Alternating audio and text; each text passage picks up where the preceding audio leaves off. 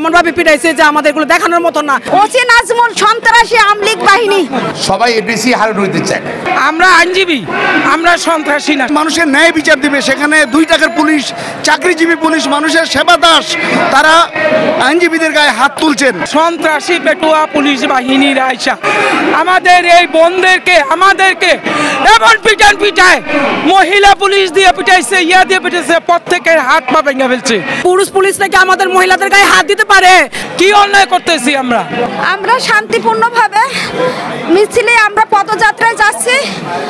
খুনি নাজমুল মেহেদিরা আগে মারার পরেই ওই নাজমুল আমাদেরকে যাইতে দেবেন।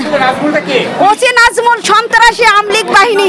ওসি নাজমুল, আমরা বলছি, বারবার বলছি, ওসি নাজমুল কুখ্যাত সন্ত্রাসীকে বারবার বলছি যে আমরা শান্তিপূর্ণ পদযাত্রায় যাব, আপনারা আমাদেরকে বাধা দিয়েন না। মেহেদিরা মারার পরে তখন আমাকেই মেরেই পুলিশ আবার ফারুকি স্যাররেও আটক করলো। হীরারে আর আমারে কনস্টেবল দিয়ে আটকাই দিলে, আর ওসি নাজমুলের ওই যে লাঠি দিয়ে আমার এই হাতে বাড়ি মারলো আর বললো এদেরকে অ্যারেস্ট করো। অনেক শতাধিক আইনজীবীকে বেদম লাঠি পিটা করছে এই ওসি নাজমুল। আসলে আজকের অনেক মহিলা আইনজীবী ছিল, অনেকের এইভাবে লাঠিচার্জ করছে এই ওসি নাজমুলের বাহিনী, এই সন্ত্রাসী বাহিনীরা। আপনি দেখেন এই ক্লিনিকে দেখেন অনেক নারী আইনজীবী আছে আহত হয়েছে এই নাজমুলের আঘাতে, এই সন্ত্রাসী ওসি নাজমুলের আঘাতে। আজকের আন্দোলন ছিল আমাদের শান্তিপূর্ণ আন্দোলন। আমরা পদযাত্রা করবে সারা দেশে করছি। আমরা আইনজীবী, আমরা সন্ত্রাসী না। সন্ত্রাসী পেটুয়া পুলিশ বাহিনীর আইসা আমাদের এই বোনদেরকে আমাদেরকে এমন পিটায়, মহিলা পুলিশ দিয়ে পিটাইছে, ইয়া দিয়ে পিটাইছে, প্রত্যেকের হাত পা ভেঙে ফেলছে। সেই অন্যায়ের প্রতিবাদ আমরা জানি। এই পুলিশ নাজমুলের আমরা পদত্যাগ চাই। এই পুলিশ আওয়ামী লীগের পেটুয়া বাহিনী। এই পুলিশের যদি পদত্যাগ না হয় আমরা দুর্বার গতিতে আন্দোলন গড়ে তুলব।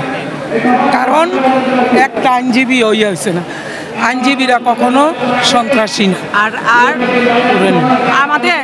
আমাদের পিটানো হয়েছে পুলিশ দিয়া, পুলিশ দিয়া আমাদের পিটানো হয়েছে। পুরুষ পুলিশ নাকি আমাদের মহিলাদের গায়ে হাত দিতে পারে, তাহলে মেয়েদেরকে নিয়োগ দেওয়া হয় কেন? আমাদের যেভাবে এই পুলিশরা আমাদের পিটানো হয়েছে, যেভাবে আমাদের পিটাইছে, আমরা সবাই রাস্তায় পড়ে গেছি গা।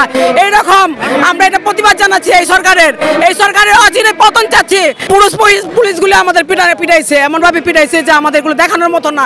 আমাদের পিছনে আইনজীবীদের মধ্য থেকে জাস্টিস হবে, যারা মানুষকে বিচার করে, মানুষের ন্যায় বিচার দিবে, সেখানে 2 টাকার পুলিশ, চাকরিজীবী পুলিশ, মানুষের সেবা দাস, তারা আইনজীবীদের গায়ে হাত তুলছেন বিনা উস্কানিতে। হঠাৎ করে আক্রমণ করে দেখলাম যে জামা কাপড় ছিঁড়ে ফেলছে, কেউ পঙ্গু হয়ে হাঁটতে ল্যাংড়াতে যাচ্ছে। আবুল খায়ের তাকেও বেদম পিটানো হয়েছে। আমাদের জাবের ভাইয়ের গায়েও পিটানো হয়েছে। সামনে যারা সবাইকে কম বেশি আহত করা হয়েছে, আমি কথা বলতে পারছি না, বেদম প্রহার করা হয়েছে। তবে আজকে পুলিশের যে আক্রমণটা জঙ্গিত আক্রমণ, নির্বিচারে তারা পিটাইল মানুষ লয়েদেরকে, সেটা জঙ্গিদেরকে হার মানিয়েছে।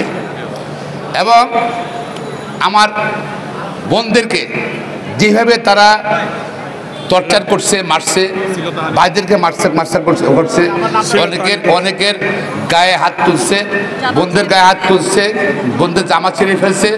আমাদের ফারুকিকে এখানে ফারুকিকে অলমোস্ট গ্রেপ্তার করছিল বিনা কারণে, কিন্তু জঙ্গিকে হার মানায়। তো আমি বলতে চাই, সবাই এডিসি হারুন হইতে চায়। এডিসি হারুন হতে চায় না, তাই নাকি? এডিসি হারুন দেখেন, এই পুলিশও 2 রকম বিচার। এডিজি হারুন ছাত্রদেরকে হামলা করলো, মারলো, পিটলো। হ্যাঁ, তারপর সুপ্রিম কোর্ট আইনজীবী সমিতিতে 17 আইনজীবীদের বোনদেরকে তারা আক্রমণ করছে, আহত করেছে, বিচার হয় নাই।